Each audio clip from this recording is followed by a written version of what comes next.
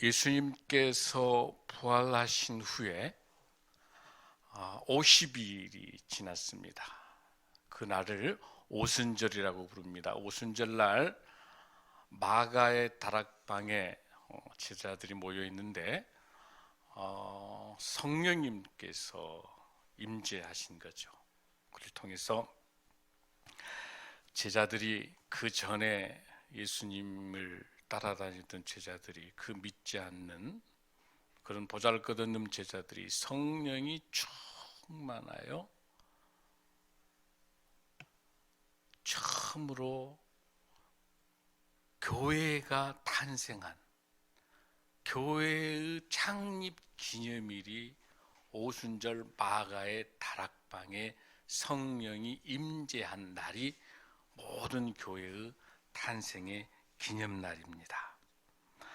사도행전 2장 1절에서 4절을 우리가 다시 한번 보면, 오순절 날이 이미 이름에 그들이 다 같이 한 곳에 모였더니 호련히 하늘로부터 급하고 강한 바람 같은 소리가 있어 그들이 앉은 온 집에 가득하며 마치 불의 혀처럼 갈라지는 것들이 그들에게 보여 각 사람이 하나씩 임하여 있습니다. 4절에서 그들이 다 성령의 충만함을 받고 성령이 말하게 하심을 따라 다른 언어들로 말하기를 시작한지라.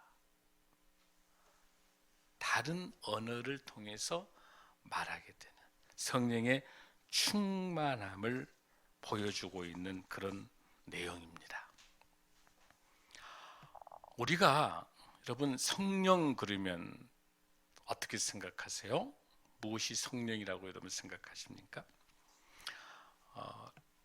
하나님께서 우리를 구원하실 계획을 세운 분이 성부 하나님, 우리를 구원하기 위해서 그 계획을 실현하기 위해서 오신 분이, 우리를 죄를 대신하여 십자가에 돌아가시면서 그 구원을 성취하신 분이 성자 하나님이세요. 그리고 그 구원을 우리 각자에게 확산하여 우리의 구원을 전달하는 그 놀라운 은혜의 사역이 성령 하나님, 그렇게 해서 성부, 성자, 성령 삼위일체 하나님이 제3의 위격 중에 한 분이신 인격적인 성령 하나님의 역사를 우리가 볼 수 있습니다. 성령 하나님이 계시지 않으면 우리 각자에게 하나님의 말씀의 복음이 우리에게 전달되지 않는 거예요. 완성되지 않는 거예요. 그 성령 하나님을 우리가 잘 볼 수 있습니다. 에베소서 1장 13절 14절 말씀을 한번 보겠습니다. 이 성령 하나님의 역할을 봅니다. 시작. 그 안에서 너희도 진리의 말씀 곧 너희의 구원의 복음을 듣고 그 안에서 또한 믿어 약속의 성령으로 인치심을 받았으니 이는 우리 기업의 보증이 되사 그 얻으신 것을 속량하시고 그의 영광과 찬송하게 하려 하십니다. 진리의 말씀이 구원의 복음이 되는 거죠. 그래서 우리에게 약속된 성령의 인은 도장을 찍는 거예요. 성령님을 통해서 인치심을 받는 거예요. 우리가 하나님의 아들이다라고 하는, 할렐루야. 이러한 성령님에 대해서 우리가 조금 더 살펴보겠습니다. 우리가 성령님 그러면 우리가 영이라고 이야기하는데 히브리에서는 룸하흐라고 이야기하고 또 우리가 신약에서는 푸누마라고 이야기하죠. 그 성령은 크게 세 가지 형태로 나타나고 있어요. 우리 아까 영상에서 본 것처럼 큰 바람처럼 나타나기도 해요. 바람처럼 나타나기도 하고 또 성령의 영은요 호흡을, 여러분 창세기 2장 7절 쪽에 보면은 우리가 하나님께서 천지 창조하시고 생기를 불어넣으시잖아요. 그게 생명이 될 때 그 숨. 그래서 우리가 우리 초대 우리 한국 교회에서는 성령님을 뭐라고 했냐면 숨님이라 해서 숨님. 훨씬 좋은 것 같아. 숨님. 숨님. 성령님을 숨님이라고 그랬어요. 그 다음에 또 때에 따라서는 이 성령이 은사로 나타나기도 해요. 또 비둘기로 여러 가지로 나타나는 그런 성령을 우리가 요한복음의 말씀에 보면 14장 16절 17절에 보면 이렇게 되어 있어요. 또 다른 보혜사 너희에게 이제 주시면서 세상은 그를 보지도 알지도 못하지만은 그러나 너희는 그를 아나니 너희와 함께 거하시고 너희 속에, 그러니까 너희와 함께하고 너희 거한다고 하는 것을 예수님께서 주시는 그 또 다른 보혜사, 그 보혜사가 성령님이에요. 우리가 말해서 뭐라고 설명할 수 있어요? 여러분들 보혜사라고 할 때 파라클레토스 이렇게 이야기해요. 파라클레토스. 그러니까 여기서 말하는 파라라고 하는 것은 옆에서 그런 뜻이고, 칼레토스라고 하는 칼레오라고 하는 부르다, 콜. 그러니까 옆에 있어서 우리를 불러주신 것. 그러니까 늘 옆에 계시면서 우리를 대신해서 보호해주는, 카운셀링 해주는, 카운셀, 우리에게 자문해주고 우리를 대변해주고 우리를 보호해주는 것, 파라클레토스, 보혜사 성령. 할렐루야. 그 성령님이 우리와 함께 계시면 뭐라고 말씀하세요? 최초로 예수님께서 초림에 오셨을 때 하시는 이 요한복음 14장 16절 17절에 최초로 보혜사 성령이라는 말이 나오는 거야. 나오면서 뭐라고 그랬죠? 세상 사람들은 알지도 들어보지도 못했지만 누구만 너희들 안에 거할 것이다. 그러면서 우리 예수님께서 십자가 돌아가시고 부활하시면서 보혜사 성령을 너에게 보낼 것이니 성령을 받으라. 재림하셔서 성령을 받으라 이렇게 말씀하시잖아요. 그 성령이에요. 그 성령. 그래서 오늘 우리가 이 성령을 조금 더 깊게 볼 필요가 있어요. 자, 성령은 그리고 또 어디에도 나타날 수 있냐면 제가 항상 사도신경 고백할 때 빨리빨리 주문 외우듯이 하지 말라고 그랬죠. 천천히 하라는 거 기억나시죠?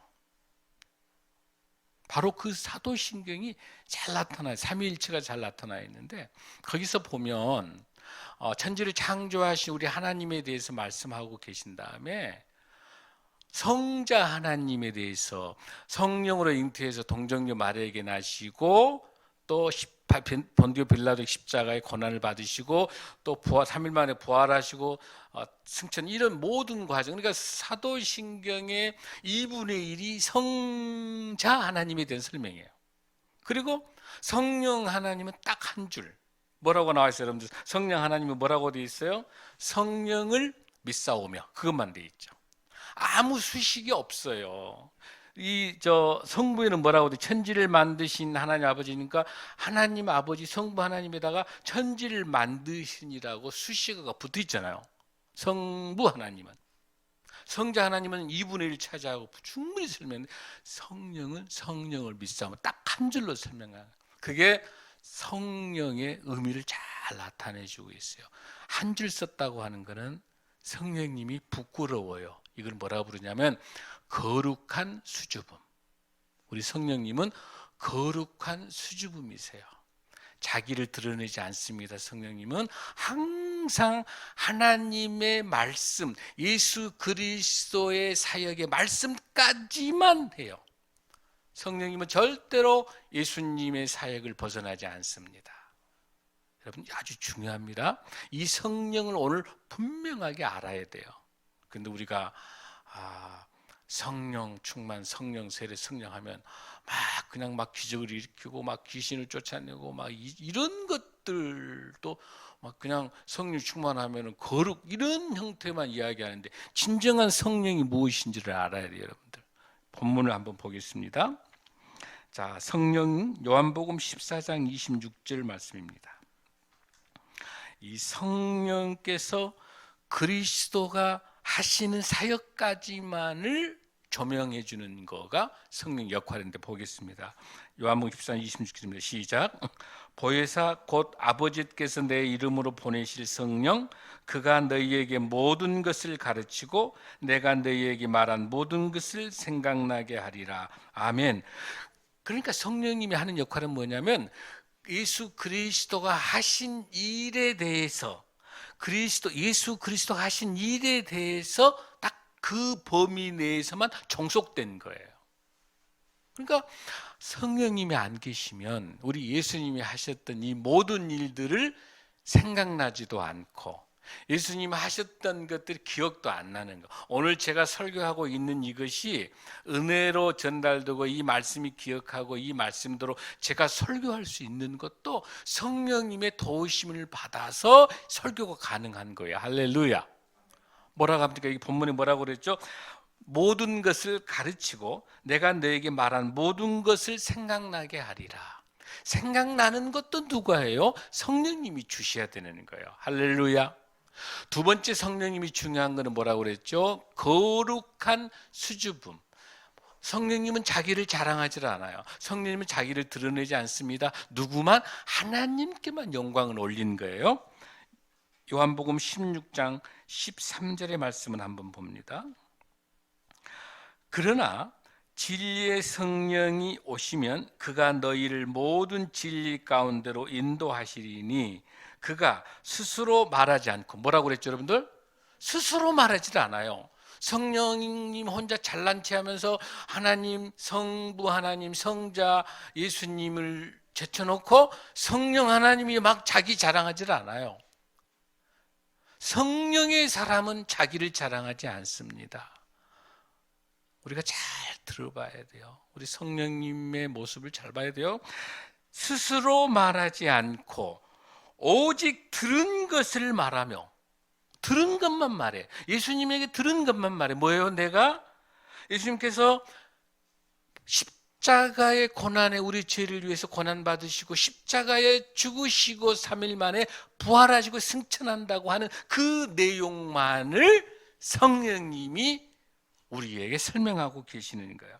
그 다음에 뭡니까? 장래의 일을 너에게 알리신다. 장래 우리 예수님께서 재림에서 오신다고 하는 이 모든 것을 누가 가르쳐요? 성령 하나님께서 가르치시는 거예요. 할렐루야. 그러면서도 조금 더 깊숙이 들어가면 요한복음 15장 26절 보면은 제가 읽을게요. 내가 아버지께로부터 너에게 보내신 보혜사 곧 아버지께로부터 나오시는 진리의 성령, 보혜사 진리의 성령이 오실 때에 그가 나를 증언하실 것이다. 할렐루야. 우리 성령님께서 뭐 하신다? 우리 예수님에 대해서 증언하신다. 철저하게 우리 성령님은 인격적인 성령님이시기 때문에 절대로 딱 정해진 우리 예수님 하나님의 정해준 사역까지만 그걸 벗어나지 않고 있어요. 할렐루야. 자, 이런 우리 성령님의 우리 모습을 보면서 우리가 성령이 어떻게 하면 우리가 성령에 충만한 삶을 살 수 있을까? 어떻게 하면 성령 충만한 삶을 살 수 있을까? 그럼 여러분들이 오늘 이 본문에서 조금 더 이제 깊숙이 들어갈 수 있는 그 성령이 충만한 삶은 이제 이 본문에서 잘 설명하고 있어요. 오늘 우리가 읽을 이 본문을 통해서 우리가 한번 보겠습니다. 자, 에베소서 5장 15절 21절의 이 말씀에서 우리가 좀 더 살펴보겠습니다. 읽습니다. 시작. 그런즉 너희가 어떻게 행할지를 자세히 주의하여 지혜 없는 자 같이 하지 말고 오직 지혜 있는 자와 같이 하여 세월을 아끼라. 때가 악하니라. 그러므로 어리석은 자가 되지 말고 오직 주의 뜻이 무엇인지 이해하라 라고까지 하고 난 다음에 18절이 오늘의 이 본문의 핵심입니다. 시작. 술 취하지 말라. 이는 방탕한 것이니 오직 성령으로 충만함을 받으라. 할렐루야. 성령의 충만함을 받으라라고 이야기하고 있는 거예요. 여기서 말하는 성령의 충만이 무엇일까라고 하는 거예요. 여러분, 성령의 충만이 무엇이에요, 여러분들?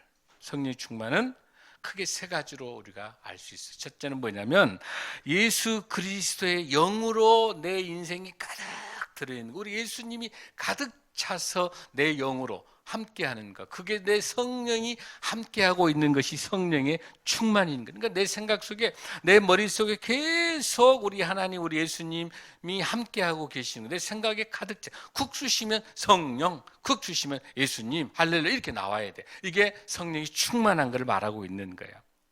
두 번째 성령이 충만은 뭐냐면 예수 그리스도의 말씀에 순종하는 거예요. 말씀에 복종하는 삶을 살아가는 것이 온전하게 내 삶의 주인이 내가 아니고 내 삶의 주인이 예수 그리스도, 우리 구주가, 주님이, 하나님이 내 삶의 주인이라고 하면서 고백하고 살아가는 순종된, 복종된 삶에 함께하는 것이 성령이 충만한 삶인 것이에요. 세 번째는 늘 성령님과 친밀하게 교제를 나누고 있는 것이 성령 충만한 삶이에요.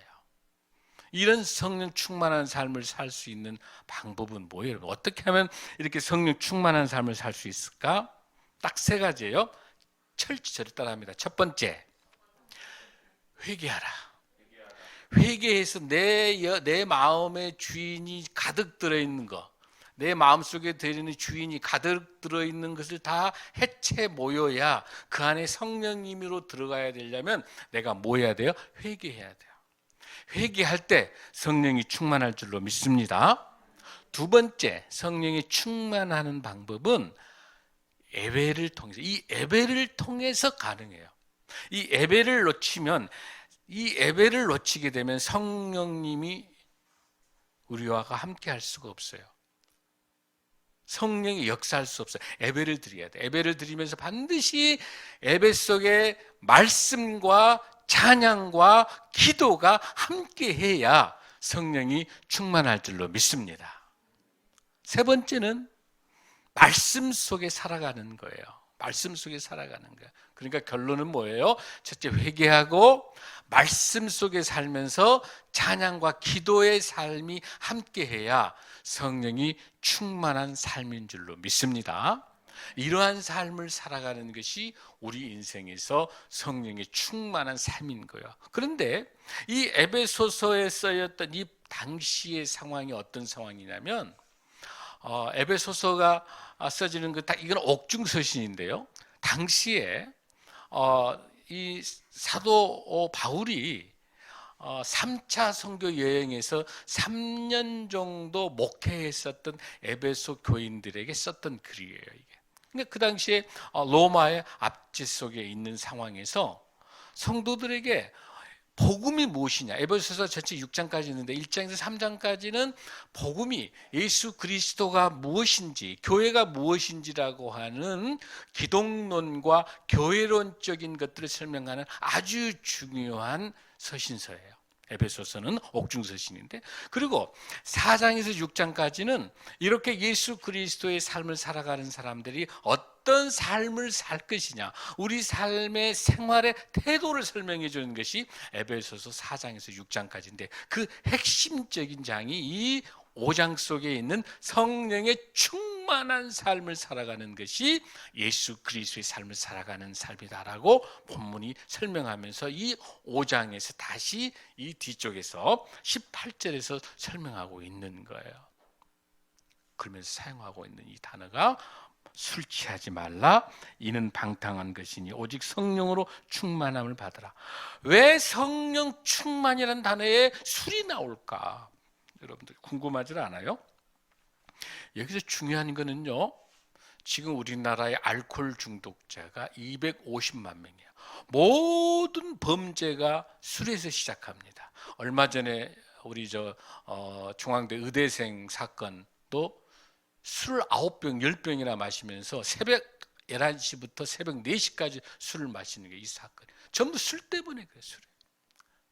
여러분, 지금 제가 보기에 왜 술하고 왜 여기 나타나는 성령 충만하고 나타날 수가? 이 단어에 보면은 술 취하지 말라라, 취하다라는 단어하고 성령 충만하다는 이 단어가 헬라어가 어원이 같아요. 술 취한 거하고 성령 충만이라는 단어가 어원이 같다는 사실이, 이거 아주 중요한 사실이에요, 여러분들. 그러니까 뭐냐면, 지금 예를 들어서 여기서 말한 술만이 아니에요. 우리의 신앙을 왜곡시키고 우리의 믿음을 흐트러게 하고 우리를 죄악으로 빠뜨리게 하는, 하나님보다 더 중요시 여기는 모든 것들이 다 술이에요. 전부 우상 같은 거예요. 이게 취해서 중독을 말하는 거예요. 이 취한다고 하는 것이, 여러분, 술은 많이 마셔서 취한다. 그래 안 그래요? 그렇게 알죠? 술은 안 마셔봤어요, 여러분들? 한 번쯤 다 경험해 보셨죠? 지금은 아니지만 옛날에, 그렇죠?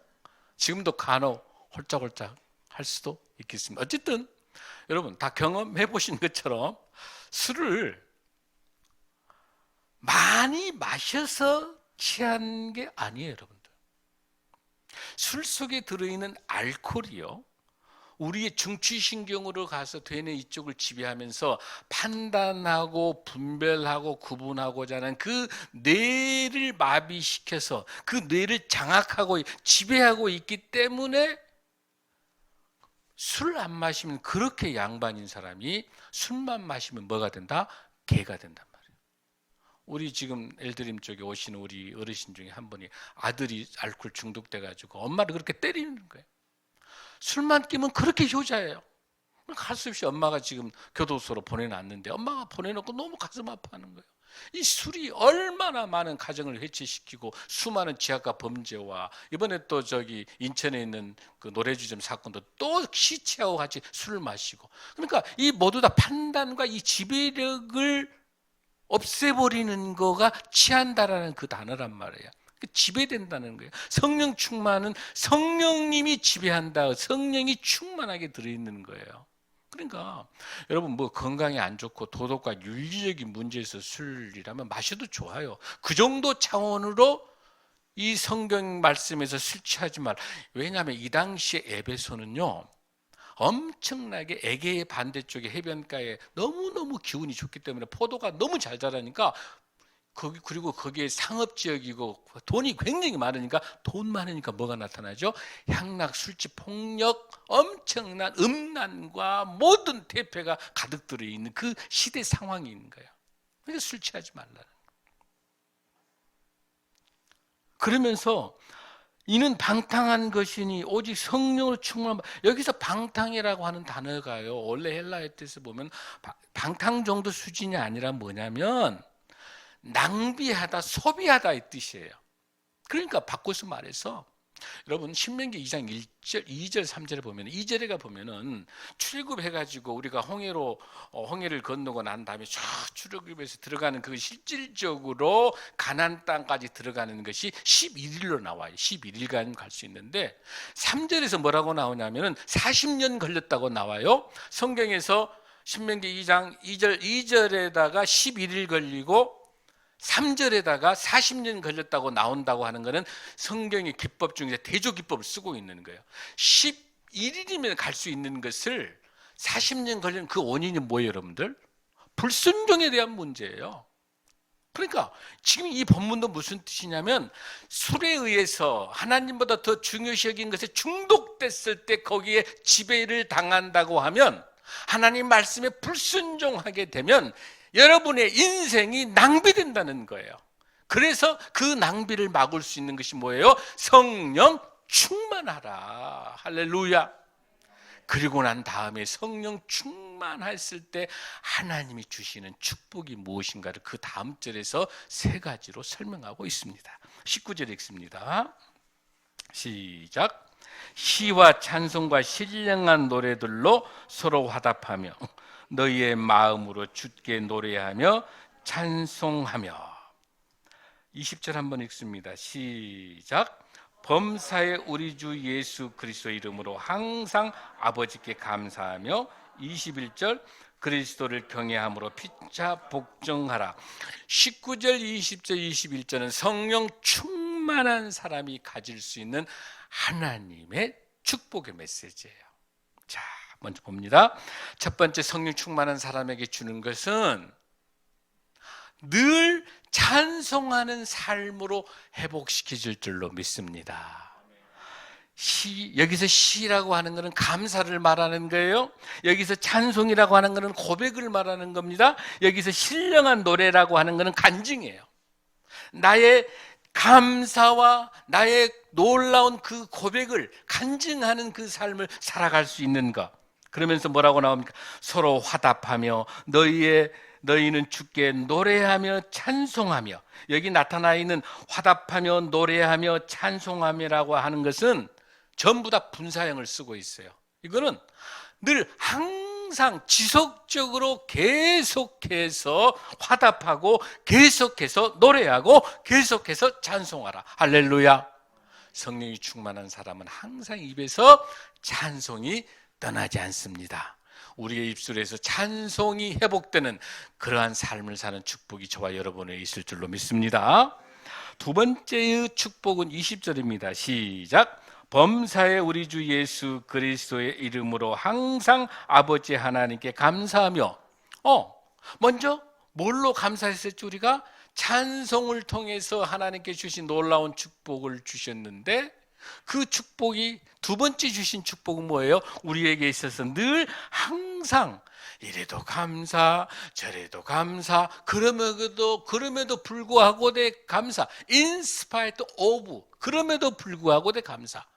다니엘과 세 친구들 보면은 감옥에 있어도 요셉도 감사, 불문불에 있어도 감사, 사자굴에 있어도, 이런 형편에 있어도 항상 감사하는 삶이 나온다. 어떻게 할 때? 성령이 충만할 때, 내 안에 성령님이 계시면 항상 우리 입술에는 감사가 넘칠 줄로 믿습니다. 그래서 여기서 말하는 이 항상이라는 뜻은 주기적으로, 지속적으로, 상황이 좋을 때만 감사한 게 아니라 항상 감사하는 것, 늘 감사하는 것, 그런 저와 여러분이 될 줄로 믿습니다. 이런 감사의 축복입니다. 그래서 빌립보서 4장 6절 7절에서 아무것도 염려하지 말고 다만 모든 일에 기도와 간구로 너희 구할 것을 무엇으로? 감사함으로 하나님께 아뢰라. 그러면 7절에 뭐라고 그럽니까? 그리하면 모든 지각에 뛰어난 하나님의 평강이 그리스도 예수 안에서 너의 마음과 생각을 지키시리라. 할렐루야.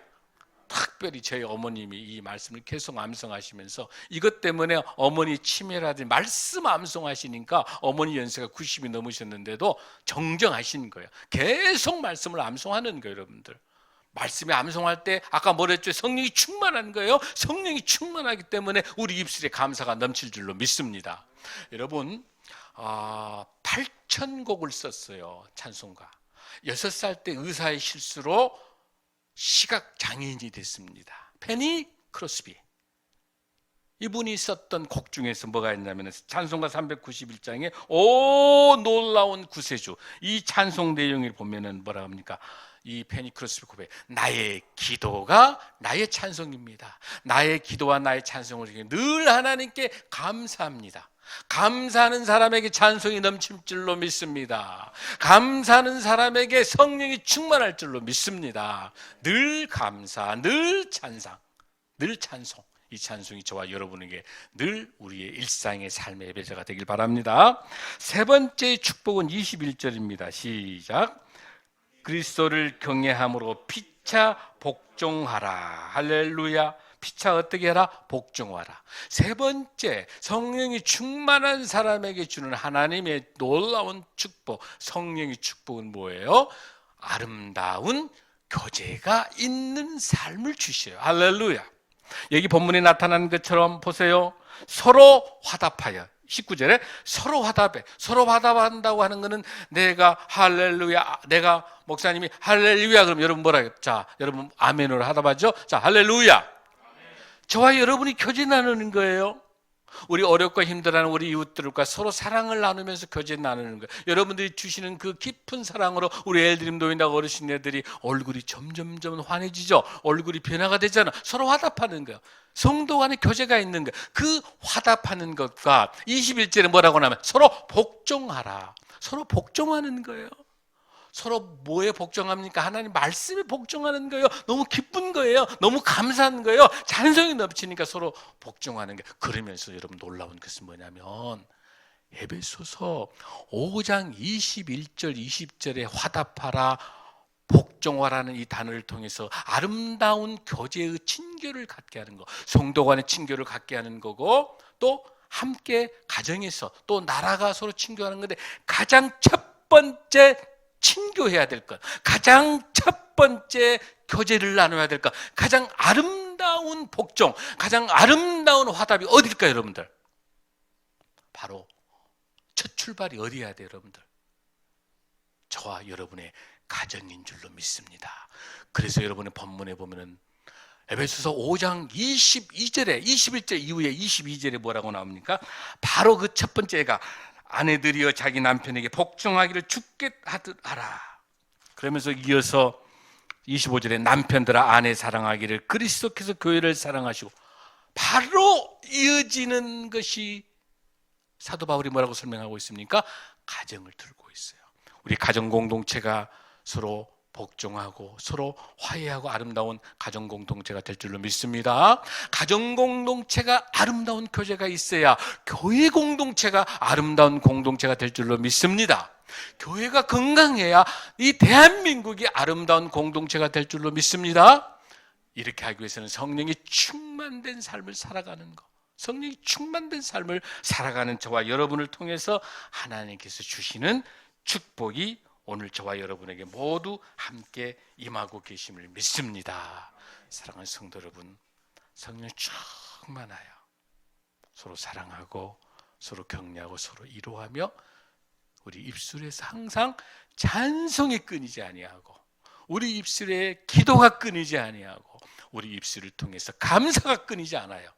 아름다운 성도의 교제와 아름다운 교회 공동체 나눔을 통해서 어렵고 힘든 이 세상에 따뜻한 성령 충만한 사람, 하나님의 사람이 돼서 주님과 함께 동행하는 저 여러분이 될 줄로 믿습니다. 성령 충만을 통해서 치유의 역사가 일어날 줄로 믿습니다. 성령의 충만을 통해서 여러분의 기도 제목이 하나님께서 응답할 줄로 믿습니다. 성령의 충만을 통해서 우리 교회가, 우리 가정이, 이 나라, 이 민족이 열방을 섬기는 하나님의 나라 이 땅에 올 줄로 믿습니다. 다 함께 일어나시겠습니다.